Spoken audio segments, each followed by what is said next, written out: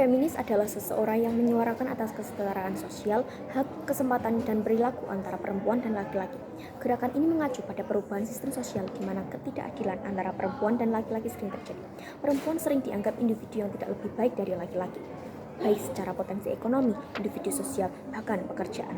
Hal ini disebabkan oleh paham patriarki yang merajalela di lingkungan masyarakat. Masyarakat sering mendahulukan laki-laki dalam berbagai hal dan lebih mengunggulkan mereka, contohnya di bidang pekerjaan. Bahkan di negara manapun, perempuan masih dianggap tidak lebih baik dari laki-laki. Mengapa hal ini bisa terjadi, Bapak dan Ibu?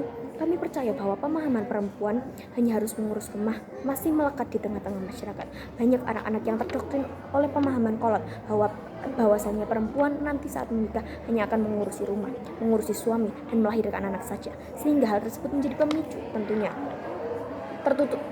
tertutupnya peluang perempuan untuk berkarir, mendapat pendidikan yang tinggi, atau bahkan menjadi pengganti peran laki-laki dalam tuntutan pekerjaan. Kesempatan dan hak yang sama dengan laki-laki menjadi semakin tertutup, dan tentunya hal ini sangat merugikan bagi perempuan itu sendiri. Kami yakin, Bapak dan Ibu, setiap perempuan harus memiliki pendidikan umum yang memadai, baik bagi masyarakat kota atau bahkan masyarakat desa. Semua perempuan harus memiliki modal pendidikan. Sebagai contoh, di dunia rumah tangga, memang wanitalah yang melahirkan anak, bahwa untuk mengurus dan merawat. Kami yakini, baik suami atau istri memang wajib berperan, tetapi secara personal dan ikatan batin, seorang ibu adalah orang yang paling berperan dalam membentuk didikan serta pola pikir seorang anak. Tentunya hal ini akan mempengaruhi kualitas sumber daya manusia tiap-tiap masyarakat.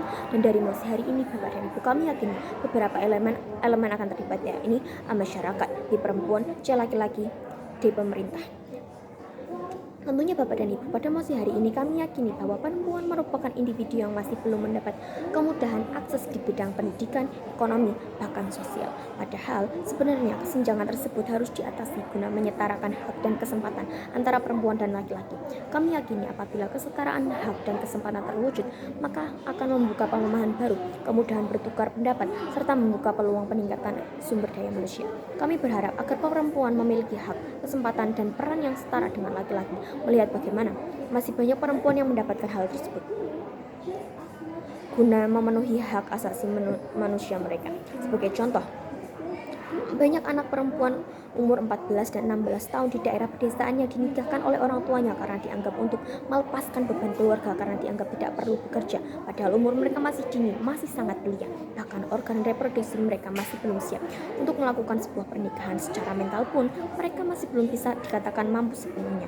Padahal sebagai manusia, mereka memiliki hak yang sama. Anak perempuan itu bisa bekerja dengan mendapat pendidikan yang layak dan setara dengan laki-laki. Dan dengan hal tersebut, Bapak dan Ibu, kami ingin menyampaikan proposal kami untuk mengembangkan dan meningkatkan kesetaraan hak dan kesempatan bagi perempuan, yaitu yang pertama, baik bagi perempuan atau laki-laki, pemerintah harus menjamin tiap-tiap masyarakatnya memiliki pendidikan yang layak, baik sarana maupun prasarana, dengan melakukan pemerataan hak pendidikan di semua wilayah sebagai modal masyarakat untuk mendapatkan edukasi.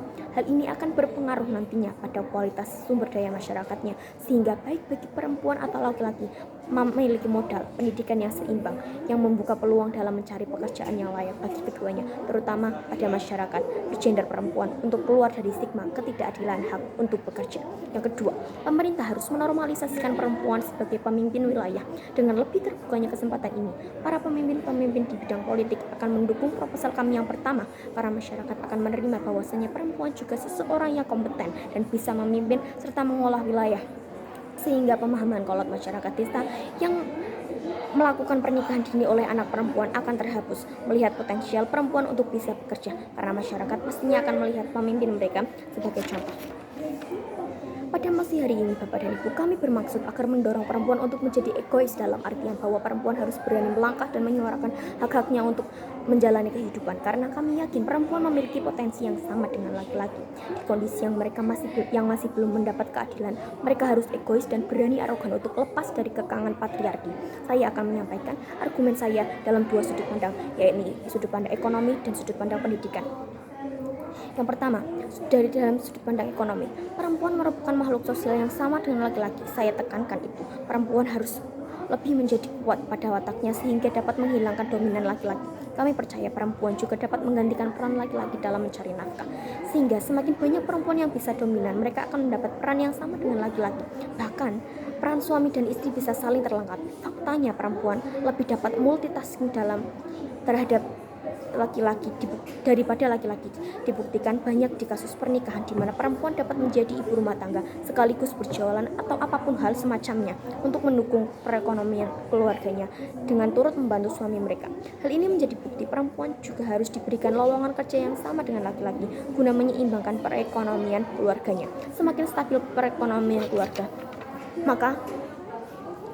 maka masyarakat akan semakin sejahtera. Pemerintah pun akan diuntungkan dalam kestabilan ekonomi rakyatnya. Tidak akan ada lagi rakyat miskin yang membebani pemerintah. Yang kedua, di dalam sudut pandang pendidikan, perempuan harus memiliki pendidikan yang layak, bahkan setinggi-tingginya agar mereka bisa menjadi pondasi yang baik bagi anaknya. Anak yang lahir dari rahim seorang ibu akan lebih dekat dengan ayahnya. Ibulah yang berperan penting membentuk pola asuh anak sehingga anak akan menjadi individu dan didikan tersebut.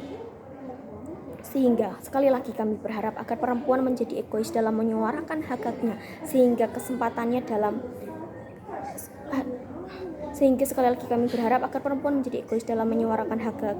sehingga kesetimpangan akan hilang. Karena hal itu Bapak dan Ibu, kami setuju dengan mosi hari ini, yakni sebagai gerakan feminis Dewan ini akan mendorong perempuan untuk menjadi egois. Terima kasih.